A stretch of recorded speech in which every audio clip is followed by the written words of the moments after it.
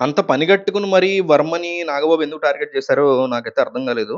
నిజానికి వర్మని టార్గెట్ చేయాల్సినంత అవసరం ఉందా అంటే ఇంటర్నల్‌గా ఏమైనా జరుగుతుండొచ్చు. ఇంటర్నల్‌గా వాళ్ళ మధ్య ఏ రకమైనటువంటి ఇష్యూస్ అయినా ఉండొచ్చు. లోపల ఏమన్నా వర్మ బ్యాక్ ఎండ్‌లో ఏమన్నా వీళ్ళకేమన్నా యాంటీగా క్రియేట్ చేస్తూ ఉండొచ్చు. ఈ సభకు కూడా ఆయన ఏమన్నా ఇష్యూ క్రియేట్ చేసి ఉండొచ్చు. బట్ పబ్లిక్‌గా ఎప్పుడైతే ఈ రకమైనటువంటి వ్యాఖ్యలు ఏ రోజు వర్మ అయితే చేయల.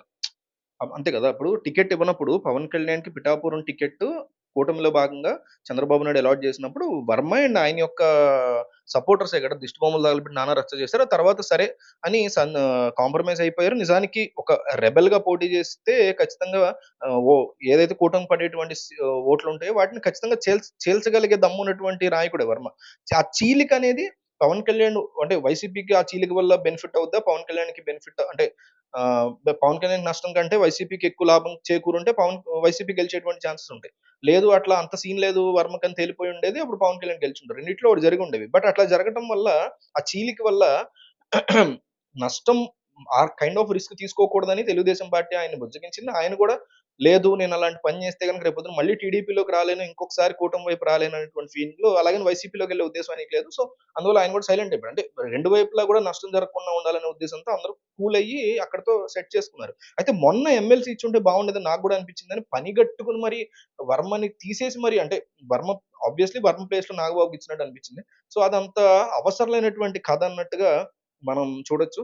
సో, అట్లాంటి వ్యక్తిని పట్టుకొని మళ్ళీ పిఠాపురం నడిబొడ్డులో మీటింగ్ పెట్టి అతన్ని పనిగట్టుకొని రెచ్చగొట్టడం అంత అప్రిషియబుల్ థింగ్ గాదు. ఎందుకంటే ఎంత పెద్ద 40 ఏళ్ల పార్టీ అయినా చంద్రబాబు నాయుడు దిగొచ్చారు. పవన్ కళ్యాణ్ యొక్క స్టామినా, ఆయన యొక్క క్రేజ్, ఆయనకు పడేటువంటి ఛాన్సెస్ ఉన్నాయనే ఉద్దేశంతో దిగొచ్చారు.